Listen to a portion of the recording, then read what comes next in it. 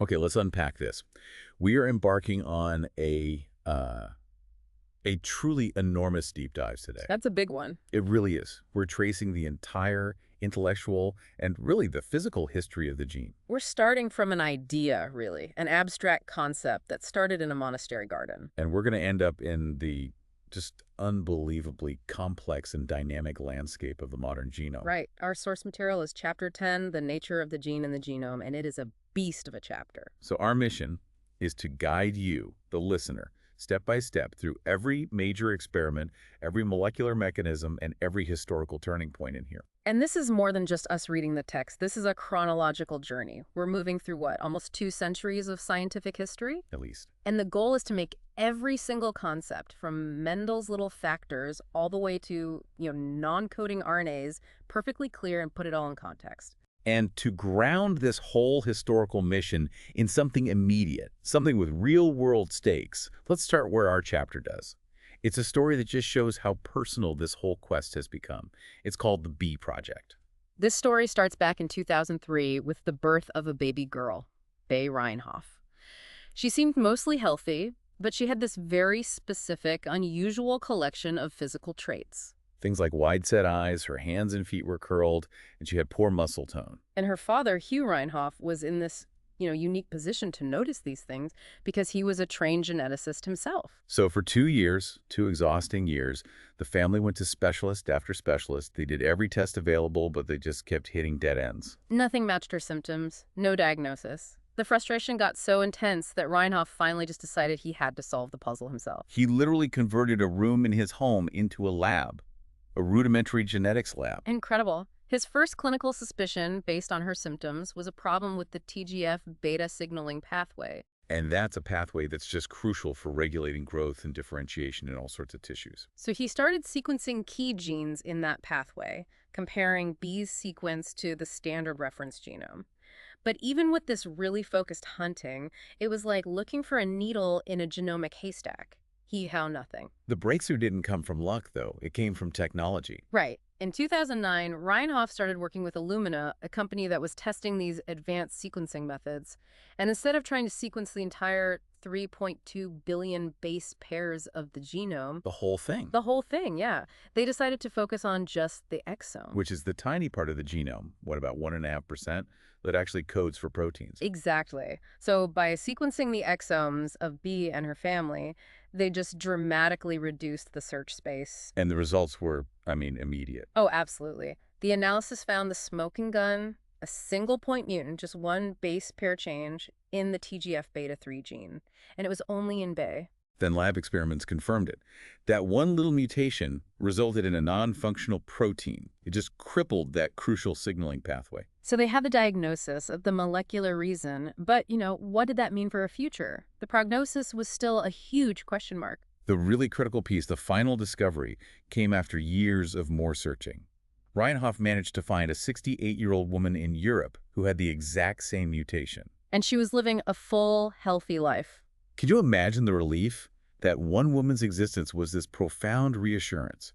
It's the perfect way to start this deep dive. It really is, because that whole story encapsulates the entire chapter. The quest to understand heredity, defining what a gene physically is, and then using this cutting-edge genomics to solve mysteries at the single base pair level. And to understand how he got to sequencing an exome in 2009, we have to go way, way back. 150 years earlier, yeah.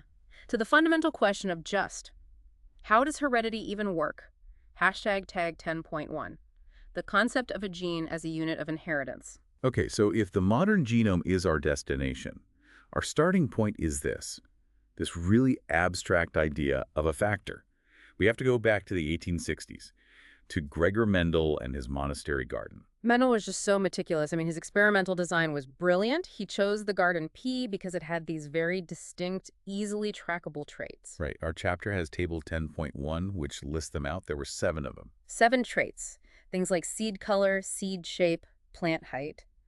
And crucially, each of these traits only came in 2 alternate forms. So for height, it was either tall or dwarf. For seed color, yellow or green, no in-betweens. And by systematically crossbreeding these plants, and this is the key, By rigorously counting the offspring generation after generation, he built the entire foundation for modern genetics. It was that quantitative approach that let him propose these conclusions that just fundamentally changed everything. Let's walk through them. He had 4 key conclusions, which we can talk about in our modern terms. Okay, so the first one. He concluded that traits are governed by these discrete physical units, which we now call genes. So not some kind of blended essence, but actual little packets of information. Exactly. Packets that get passed down unchanged. Second, he figured out that organisms have 2 copies of each gene, one from each parent. And the alternate forms of that gene, say the tall version and the dwarf version, we call those alleles. And he noticed one allele could be dominant, meaning it completely masked the presence of the other, which he called the recessive allele. Right.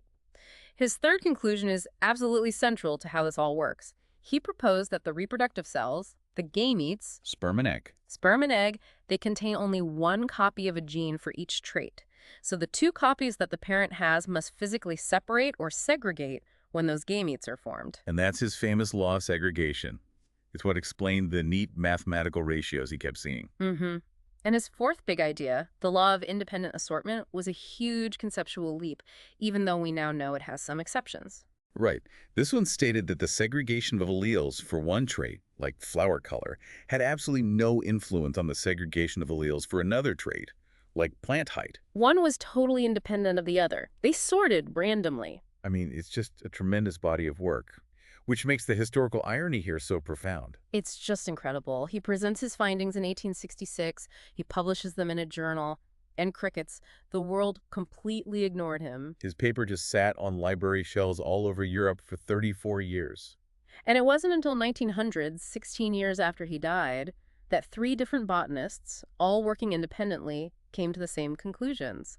And only then did they go back and rediscover Mendel's original paper. And that was the moment. That's when genetics as a field was truly born. Hashtag 10.2, the discovery of chromosomes. So once Mendel's work was finally rediscovered, the next big question was obvious. Okay, we have these discrete factors, these genes, but what are they? And where are they physically inside the cell? Right. And all eyes turned to the nucleus, because that had to be where the information was passed from cell to cell and from generation to generation. And biologists in the 1880s, with better microscopes and staining techniques, they were watching cell division very closely. A German anatomist, Walther Flemming, made this crucial observation. He noticed that when a cell divides, it seems to kind of randomly shuttle its cytoplasm to the 2 daughter cells. Okay. But it goes to incredible, meticulous lengths to divide the contents of the nucleus equally and systematically. So there's something special about the nucleus. It's something very special. He saw the nuclear material organizing itself into these visible dark threads during division, and he named them chromosomes, which literally just means colored bodies. Because they soaked up the dyes he was using. That's it. And this precise, equal divisor strongly suggested that these threads, these chromosomes, were housing the hereditary material. And that idea got a big boost from the work of Theodore Boveri. He was using sea urchin eggs. Right. He did the famous polyspermia experiment. Normally, 1 sperm fertilizes an egg. Boveri figured out how to get 2 sperm to fertilize 1 egg. And what happened? Chaos. The cell divisions were completely abnormal, and the embryo died very early on. So what did that tell him? He concluded that for normal development to happen, you don't just need a set of chromosomes, you need a very specific combination of chromosomes. This was the first real proof that chromosomes weren't all the same. They had different or qualitative genetic properties. The wrong mix was lethal. And there was more evidence coming from the roundworm ascaris. Yes, which was a great organism to study because it only has 4 big, easy-to-see chromosomes. So Edward van Beneden noticed in 1883 that the worm's body cells, the somatic cells, had 4 chromosomes. Yeah. But the gametes, the sperm and egg, They only had 2 each. So that ties right back to Mendel's segregation. It does. And it led August Weismann in 1887 to propose the necessity of a reduction division. He reasoned that if gametes kept the full number of chromosomes, the count would double every single generation. 4, then 8, then 16. It would be unsustainable. Exactly. So he predicted there must be a special kind of cell division, which we now call meiosis, that halves the chromosome number before gametes are formed. It was the physical mechanism that made Mendel's laws make sense. Hashtag tag 10.3 chromosomes as the carriers of genetic information. Okay, so by the turn of the 20th century, you've got Mendel's abstract factors on one hand and Fleming's visible chromosomes on the other. And the person who definitively linked the two, who put it all together, was Walter Sutton in 1903. He was a grad student studying grasshopper sperm cells. A grad student. Amazing. Yeah. His observation was the keystone. He saw that the spermatogonia, the cells that make sperm, had 23 chromosomes. But he noticed they existed as 11 identical-looking homologous pairs plus one unpaired X chromosome. And that clicked for him. Instantly. He realized this physical pairing of chromosomes perfectly mirrored Mendel's pairs of inheritable factors, the two alleles for every trait. And he actually saw the mechanism for segregation. He did. He watched these cells begin meiosis and saw the homologous pairs physically join up into what he called a bivalent.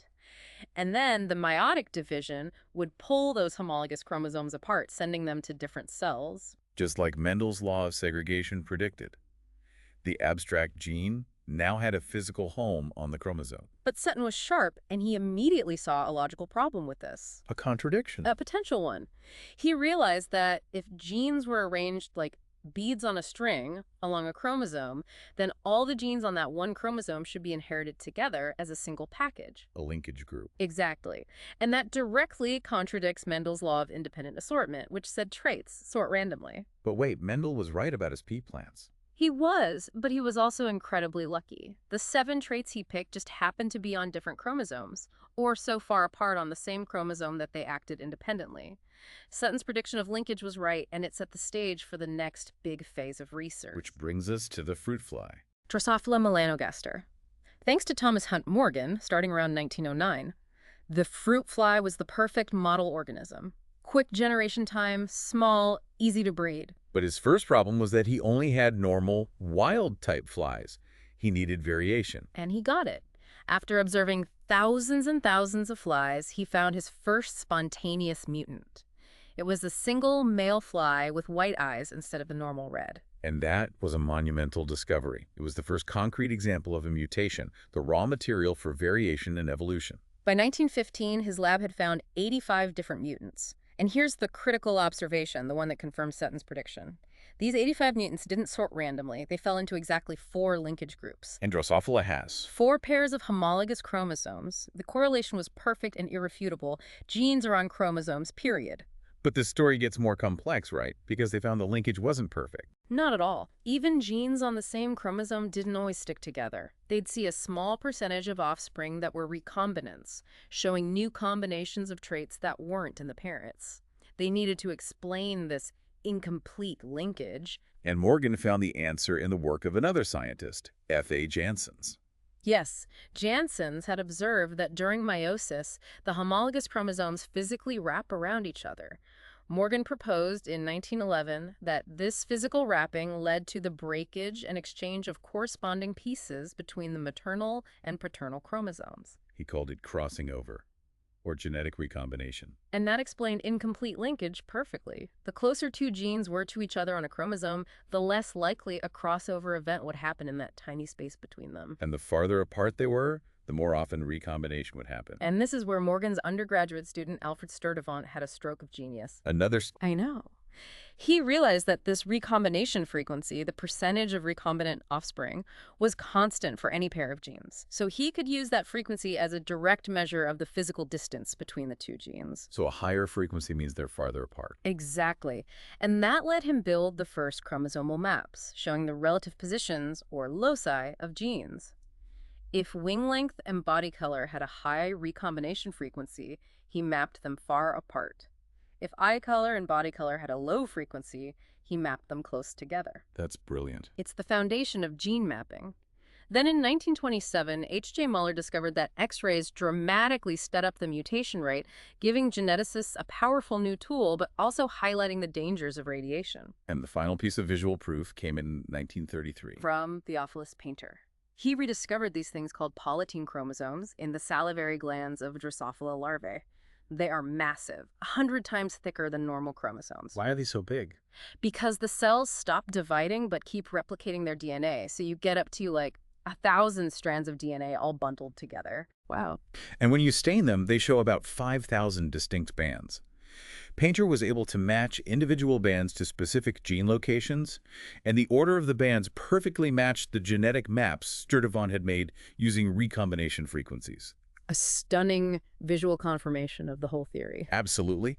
They even saw these dynamic regions called chromosome puffs where the DNA was unspooled and being actively transcribed. It was like watching genes in action. The gap between the abstract gene and its physical place was finally closed. Hashtag 10.4, the chemical nature of the gene. Okay, so by the 1940s, we know where the gene is. It's on the chromosome. But the defining question became, what is it made of, chemically? Right, and chromosomes only have two main components, DNA and protein. And for decades, I mean decades, protein was the overwhelming favorite to be the genetic material. It seems so obvious to us now that it's DNA, but why was protein the front runner? We'll get to that, but the story of DNA actually starts way earlier, back in the 1860s and 70s with Friedrich Miescher. Miescher was a chemist, and he wanted to figure out the chemical makeup of cell nuclei.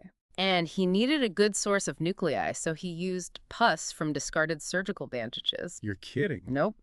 It was a great source of white blood cells, which are mostly nucleus. From that, he isolated this large, acidic, phosphorus-rich stuff he called nuclein. Later, he purified it from salmon sperm, and in 1889, it got renamed nucleic acid. And even back then, people noticed that chromosomes stained just like Miescher's nuclein.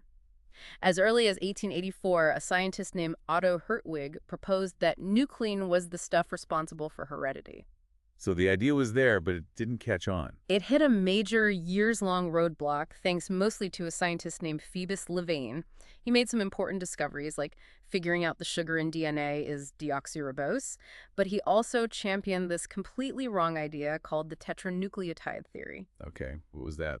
The theory said that DNA was just a simple, boring, and monotonous repeat of the four bases, like ATGC, ATGC, over and over again. So if that were true, it couldn't hold any complex information. It would be like a book written with only 4 words in a repeating pattern.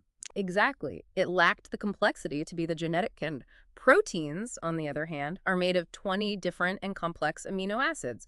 So proteins seemed like the only candidate that could carry all that information. So that theory just completely stalled research on DNA. For a long time, yes. But the first real clue that DNA was this stuff came from, of all places, bacteriology, from Frederick Griffith in the 1920s. He was studying Streptococcus pneumonia, the bacteria that causes pneumonia, and it came in 2 forms. Right. There was the S strain, which was smooth and had a capsule, and it was virulent. It killed mice. And there was the R strain, which was rough, had no capsule, and was non-virulent, harmless. And his experiment in 1928 was it was simple genius. It was. If you injected mice with living R bacteria, they were fine. If you injected them with heat-killed S bacteria, they were also fine. When he injected a mixture of the two, both harmless on their own, The mice died. And when he took bacteria from the dead mice, he found living, virulent S cells. so the harmless R bacteria had somehow transformed into the deadly S bacteria. Exactly. He concluded there must have been some kind of transforming principle that passed from the dead S cells to the living R cells and permanently changed their genetic identity. But he didn't know what that principle was. He didn't. That took another decade of work by Oswald Avery and his team at the Rockefeller Institute. They painstakingly purified this transforming principle. And in their 1944 paper, what did they conclude? They were cautious, but the evidence was overwhelming. The active substance behaved chemically just like DNA. And crucially, it was only inactivated by enzymes that digest DNA, not by enzymes that digest protein. Their conclusion was that the transforming principle was DNA. So that should have been it, right? Case closed. But it wasn't. No, the scientific establishment was hugely skeptical. For one, this was bacteriology, and many geneticists didn't think it was relevant to higher organisms like flies or people. And the protein bias was still really strong. Incredibly strong. Most people assumed Avery's DNA prep must have been contaminated with a tiny amount of protein, and that the protein was the real transforming agent. So the tide only really started to turn in 1950. With Erwin Chargaff.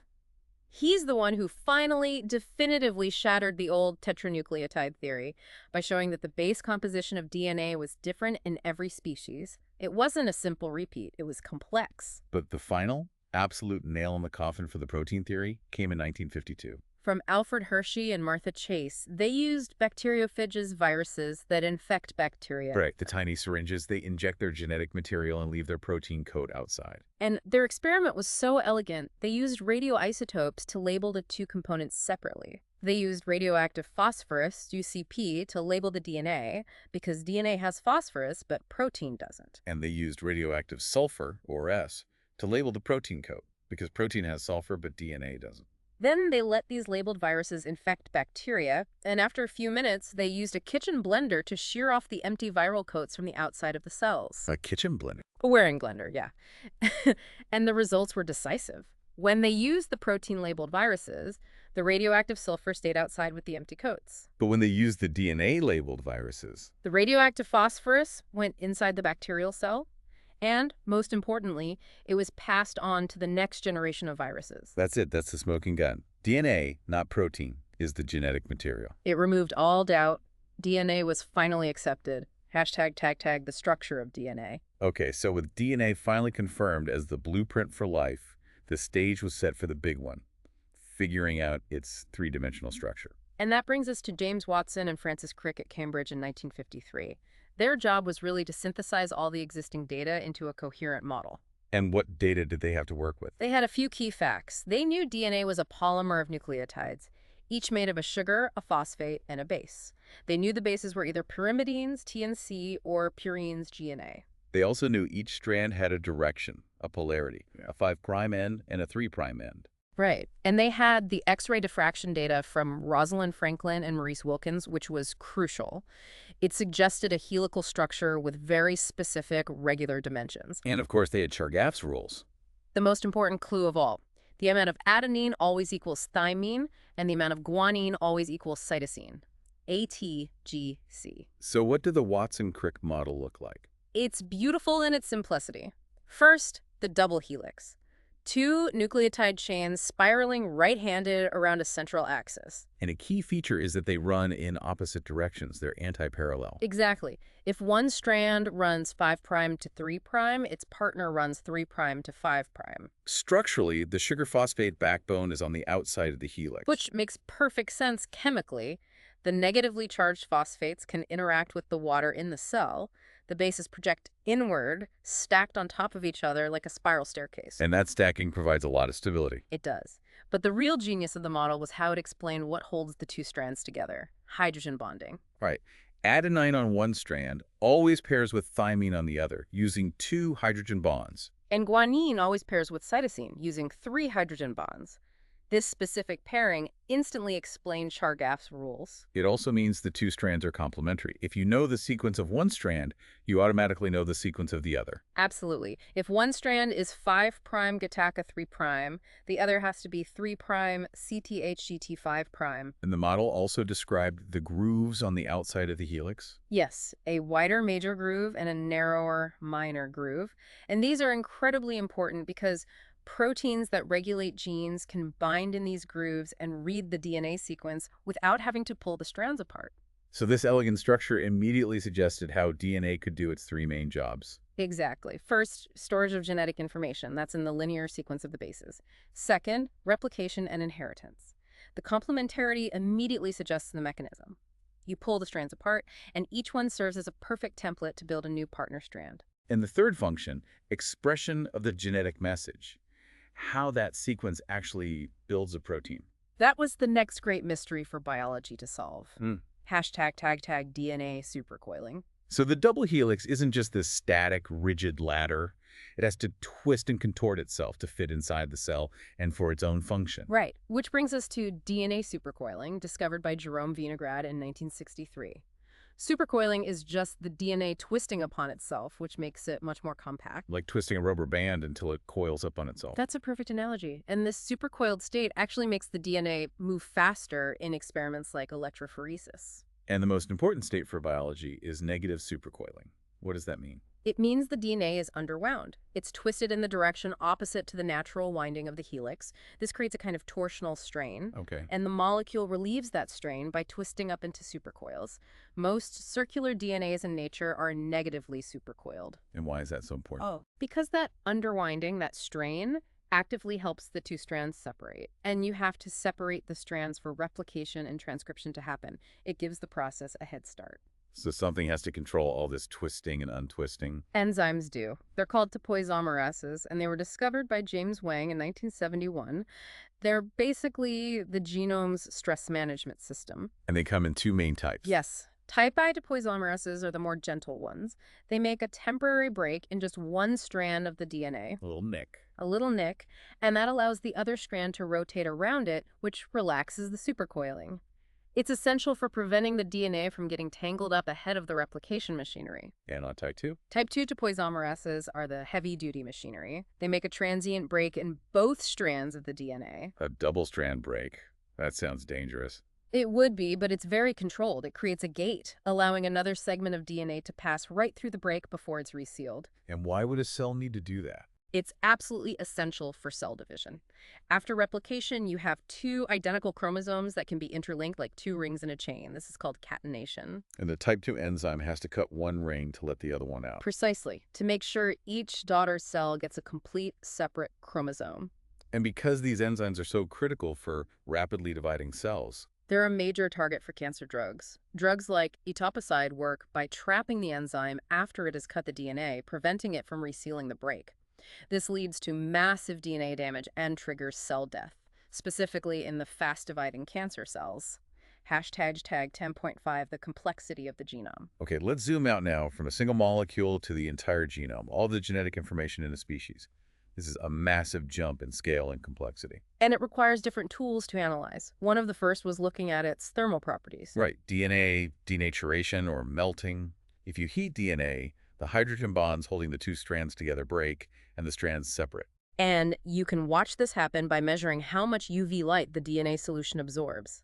Single-stranded DNA absorbs more UV light than double-stranded DNA. And the melting temperature, or 2L, is the temperature where half the DNA is single-stranded. Exactly.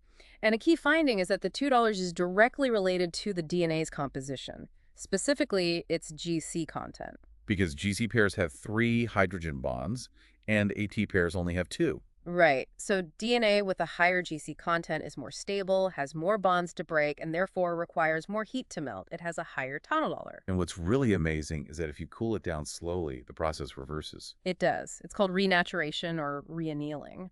The complementary single strands can actually find each other in solution and zip back up into a double helix. And that discovery became the basis for nucleic acid hybridization, a foundational tool in molecular biology. And when researchers looked at the kinetics of this reannealing process, how fast it happened, they saw something really interesting. Viral and bacterial DNA reannealed in a simple, smooth curve. As you'd expect for a genome of mostly unique genes, but when they looked at eukaryotic DNA, the reannealing curve had 3 distinct steps.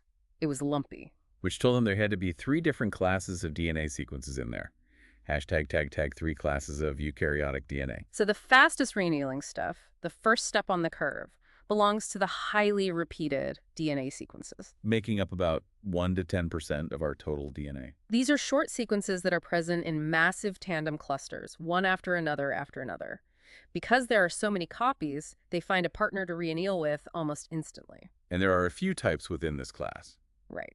First are the satellite DNAs. These are short repeats, 5 to a few hundred base pairs that form these enormous arrays, sometimes millions of base pairs long. And they're found mostly in the centromeres of our chromosomes, the constricted part in the middle. Correct. Then you have mini satellite DNAs. They're a bit longer, 10 to 100 base pairs, and they're very unstable. Their length tends to change from one generation to the next. And that high variability, that polymorphism, is what makes them the basis for DNA fingerprinting. Exactly. The pattern is unique to each individual.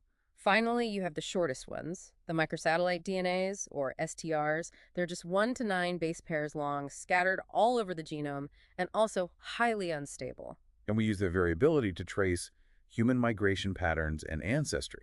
This instability in the repeats isn't just a useful tool, though. It's also a direct cause of a whole class of human diseases. Right, the ones caused by dynamic mutations, where the number of these repeating units, often trinucleotides like CAG or CGG, expands dramatically from parent to child.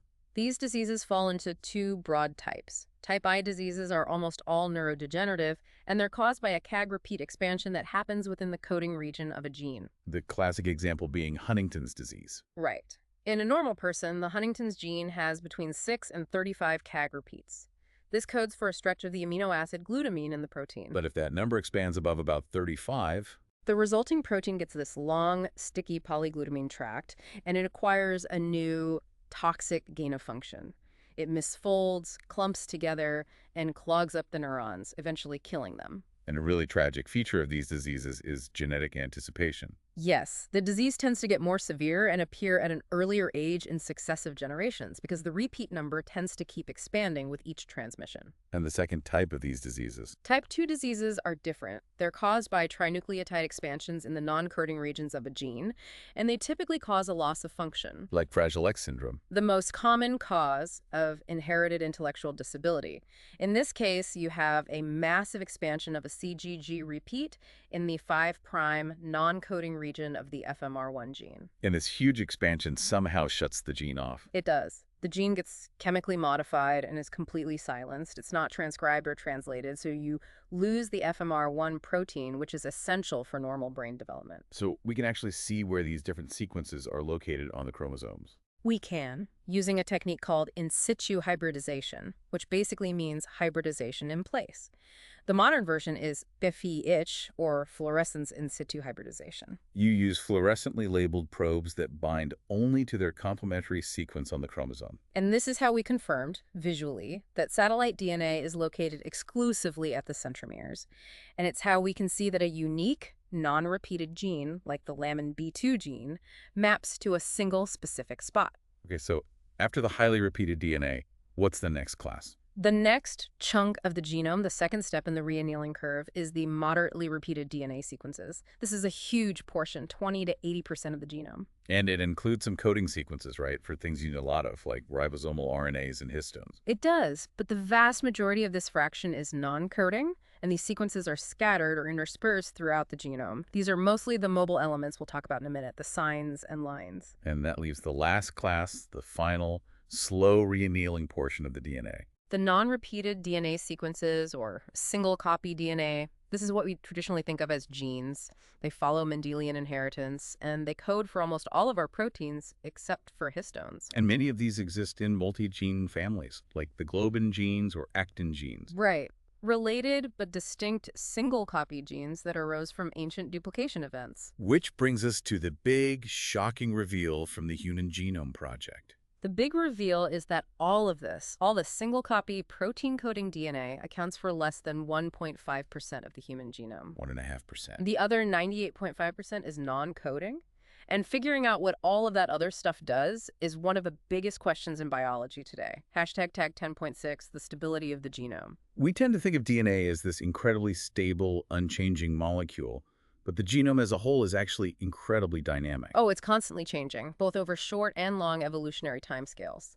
One of the most dramatic ways it can change is through whole genome duplication or polyploidization. This is where an error in cell division leads to an offspring getting a whole extra set of chromosomes.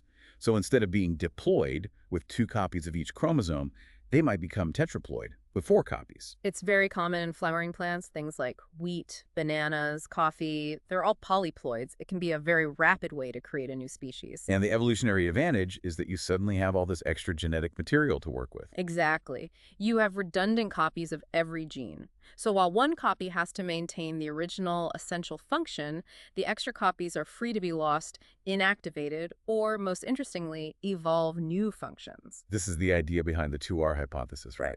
Susumu Ono proposed that 2 rounds of whole genome duplication early in our history helped drive the evolution of complex vertebrates from simpler invertebrates.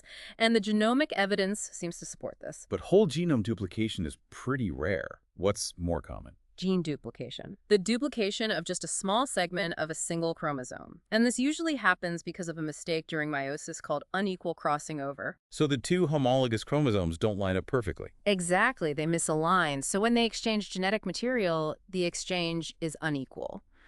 One chromosome ends up with a duplicated segment, and the other one ends up with a deletion. And over evolutionary time, these duplicated genes can evolve into families. That's the idea. Most of the duplicates just accumulate mutations and become non-functional pseudogenes, which are like genetic fossils in our genome. But every once in a while, a duplicate acquires a new, useful function, creating the multi-gene families we see today. And the textbook example of this is the evolution of the globin genes. The genes that make hemoglobin. Right. Through a series of ancient duplication events, an ancestral globin gene gave rise to the separate alpha-globin and beta-globin gene clusters we have now on different chromosomes. And this allows for specialization. We have different globin genes that are turned on at different stages of life, embryonic, fetal, and adult forms. The fetal form, for instance, has a higher affinity for oxygen, which is essential for pulling oxygen across the placenta from the mother's blood.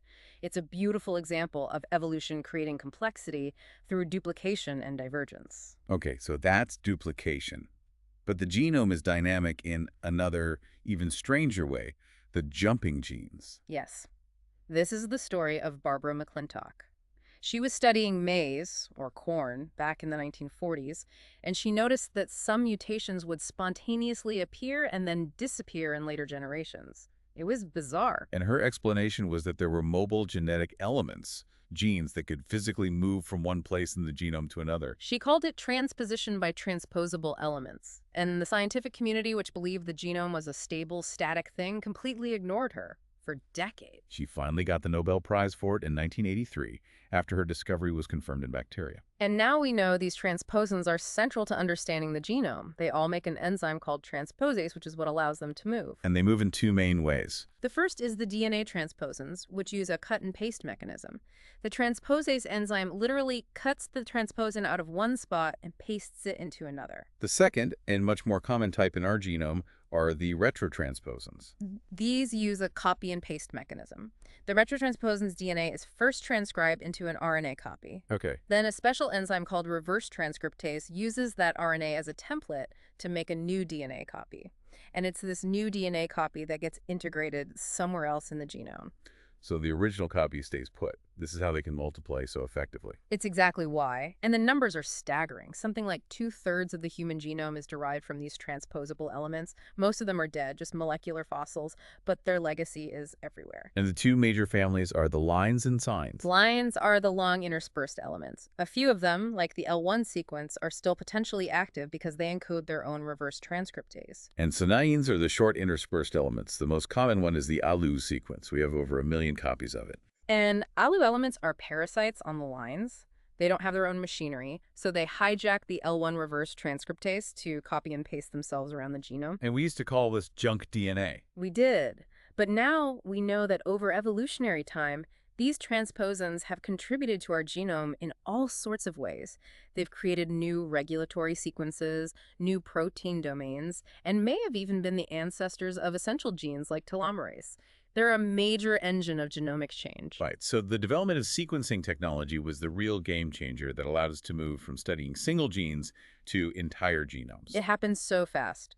First prokaryote in 95, yeast in 96, and then the rough draft of the human genome in 2001, the finished sequence in 2004, all 3.2 billion base pairs. And when they finally had the whole sequence, the biggest shock was the gene count. It was a huge shock. The estimates had been anywhere from 50,000 to maybe 150,000 protein coding genes. And the actual number was? Around 20,000, just 20,000 protein coding genes. To put that in perspective, that's roughly the same number as a tiny microscopic worm, C. elegans. Exactly. It just forced this massive shift in thinking.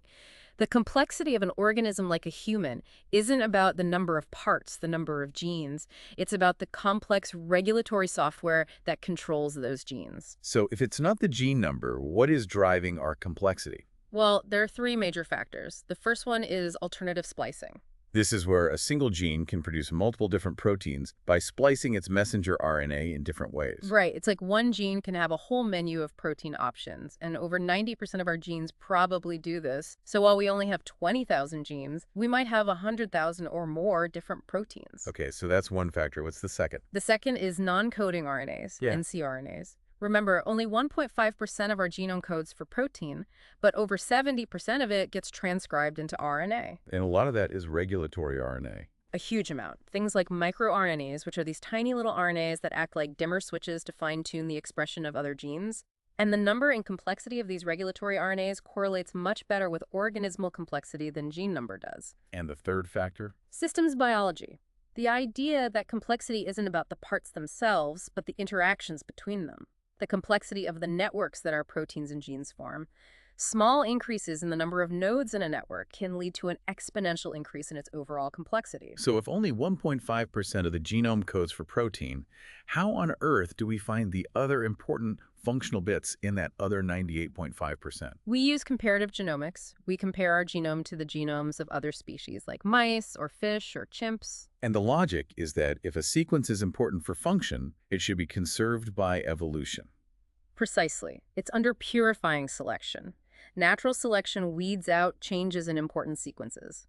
Non-functional DNA, on the other hand, is free to mutate and change rapidly. It evolves neutrally. So we can find the important stuff by looking for the sequences that have stayed the same across millions of years of evolution. And when you do that, when you compare the human and mouse genomes, for example, you find that about 5% of our DNA is highly conserved. 5%.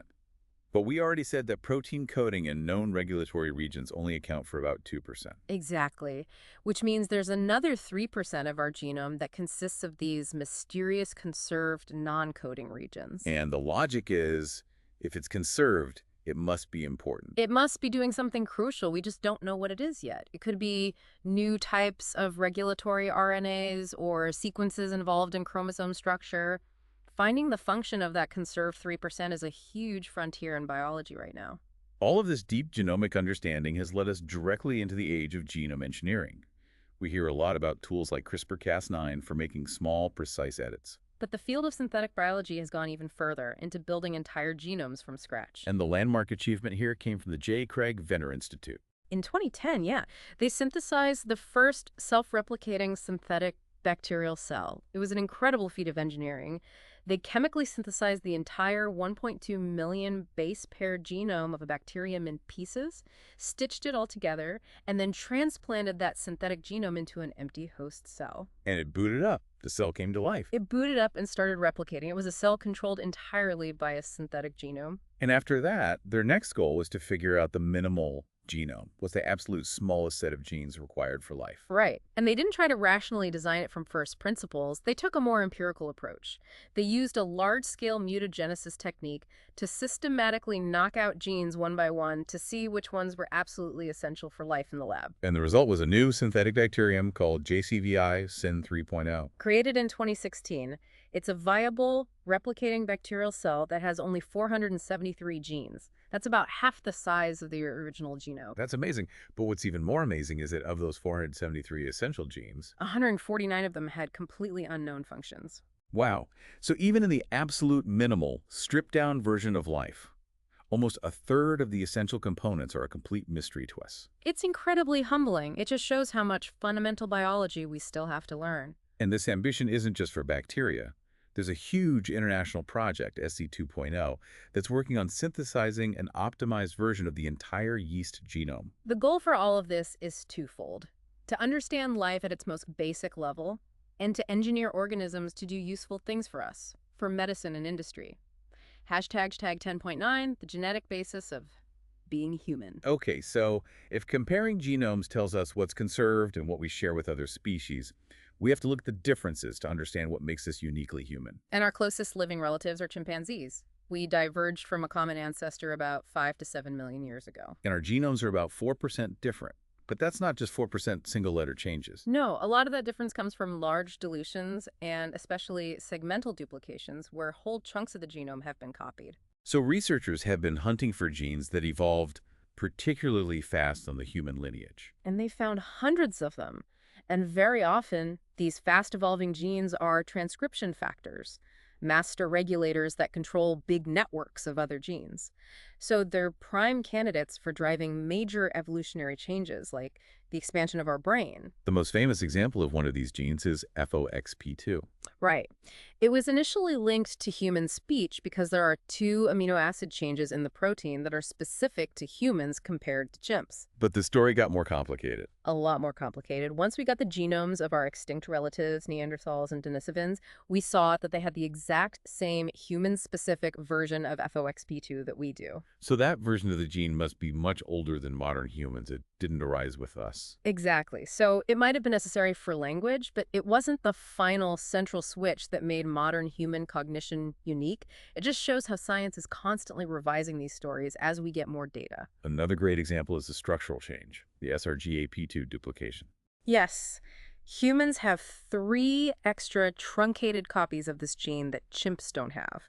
And the protein from these extra copies actually inhibits the original full-length protein. And the result of that inhibition is an increase in dendritic spines on our neurons. The little connections between brain cells, so this duplication event may have been a key step in wiring up our larger, more complex brains. And we have examples of very recent evolution driven by duplication, too. A fantastic one is the AMY1 gene, which codes for the amylase enzyme in our saliva that digests starch. Chimps who don't eat a lot of starch usually have just one copy of this gene. But human populations, especially those that adopted agriculture and started eating a lot of starchy foods like grains and tubers, show strong selection for having multiple copies of the AMY1 gene.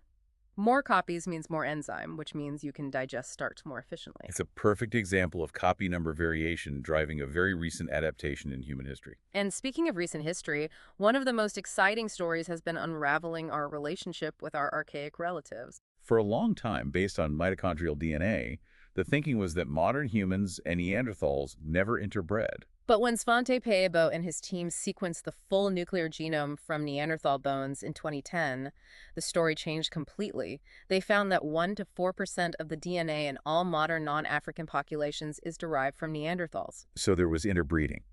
After modern humans left Africa, they met and mixed with Neanderthals. Low levels, but significant. And a lot of that Neanderthal DNA that's been retained in our genomes is related to the immune system.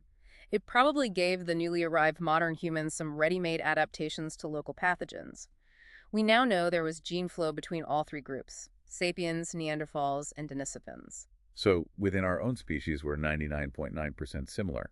But that tiny fraction of a percent difference is where all the variation is. Right. The most common type of variation is the single-nucleotide polymorphism, or SNP, a single letter change that's present in at least 1% of the population. We each differ by about 3 million SNPs from any other random person. But the big sequencing projects have also found a huge number of single-nucleotide variants, or SNVs. These are the rare SNPs, the ones with a frequency below 0.5%. And the reason we have so many of these rare and often slightly deleterious variants is probably because our population has grown so explosively in recent history.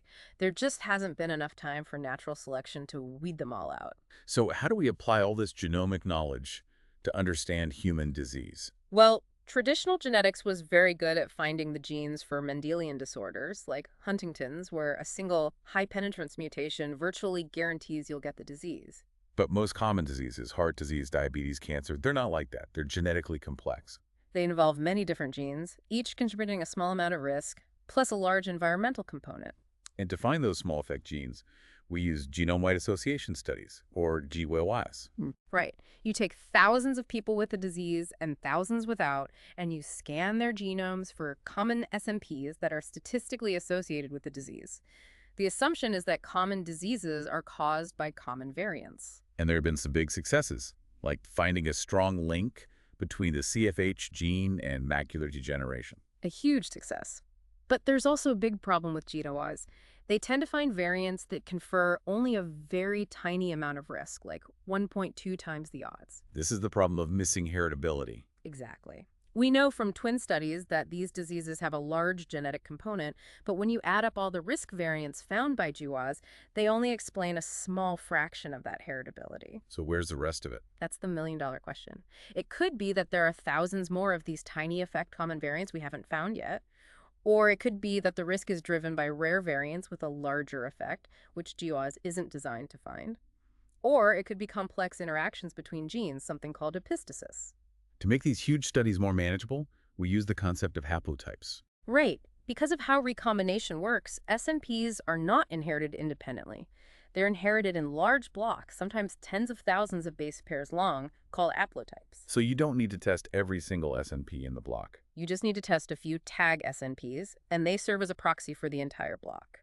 The HapMap project mapped all these common haplotypes, which made GWs much cheaper and more efficient. And these haplotypes can also tell us about recent evolution. Yes, like the lactose tolerance haplotype in European populations. It's an unusually long block of SNPs that haven't been broken up by recombination, which is a classic signature of very strong recent positive selection. Linked to the history of dairy farming. Exactly. And finally, beyond single base changes, we also have larger structural variations, or SVs, big deletions, duplications, and inversions, The most common type being copy number variation, or CNV. which is just having extra or missing copies of a gene or a DNA segment. CNVs affect a huge portion of our genome. We talked about the AMY1 gene for starch digestion. Another example is that extra copies of the APP gene are linked to early onset Alzheimer's disease. So this structural variation is a major source of human diversity and disease risk. For our last topic, we're going to come back to nature and look at a case of natural genetic engineering. And a mechanism that we've now co-opted for our own use in biotechnology. We're talking about the bacterium Agrobacterium tumefaciens. This is the bug that causes crown gall disease in plants. It's basically a plant cancer, It is, and the bacterium is an incredible natural genetic engineer. Here's how it works. When a plant gets a wound, it releases these phenolic compounds. which act as a signal to the bacteria. Exactly. It activates a set of genes in the bacteria called the Vir genes. These genes make the proteins that cut a specific piece of DNA, called the tDNA, out of a plasmid in the bacterium. So it cuts out this little transferable piece of DNA. And then it uses this amazing machine called a type 5e secretion system, it's like a molecular hypodermic needle, to inject that single strand of tDNA into the plant cell. Wow. Once it's inside, the tDNA travels to the plant cell's nucleus and integrates itself into the plant's own genome. And what does that tDNA do once it's in there? The tDNA contains genes that code for the production of plant growth hormones, auxin, and cytokinin, So the bacterium hijacks the plant cell and forces it to make hormones. which causes the plant cells to divide uncontrollably, forming the tumor or gall. And this is precisely the mechanism that scientists have harnessed to make GMOs. It is. Researchers just take out the tumor-inducing genes from the tDNA and replace them with a gene of interest, say a gene for herbicide resistance or drought tolerance. Then they let the agrobacterium do its thing and deliver that new gene into the plant genome, creating a transgenic plant. It's a powerful tool that came straight from nature. #tagoutro. What an incredible journey. I mean, we've charted this whole trajectory from Mendel's purely abstract factors, All the way to their physical location on chromosomes, their chemical basis as the double helix. acknowledging this dynamic, almost chaotic nature of duplication and transposition, and then ending up in the just mind-boggling complexity of modern genomics. I think the central realization of this century is maybe the most profound, that the complexity of an organism is driven so much less by the sheer number of protein-coding genes That tiny 1.5% of our genome. than by the incredibly elaborate dynamic systems that regulate them, the alternative splicing, the vast network of non-coding RNAs, all the systems-level interactions. It's like we have this huge operating system, 98.5% of our genome, dedicated to running the 1.5% that are the actual applications. So to leave you with one final provocative thought, let's go back to the globin gene evolution. We saw how the gene structure changed over time. We know our human beta-globin gene has 2 introns. What if we found a new primate species and its beta-globin gene was missing one of those introns? Huh. So the question is, what would that mean? Does it mean that primate's lineage split off from ours before that second intron appeared? Or could it be a case where that primate's ancestor had the intron, but then lost it later on in its own evolution? Right. It forces you to think about evolution not as this simple linear progression, but as this constant process of both adding things and taking them away over deep time. Every piece of DNA is a record of those choices. It really is. This has been a monumental deep dive into the nature of the gene and the genome. We try to explore every concept and experiment from the source material. We hope this conversation provided that last-minute lecture level of clarity you were looking for. Thank you for letting us dive deep into your source material with you.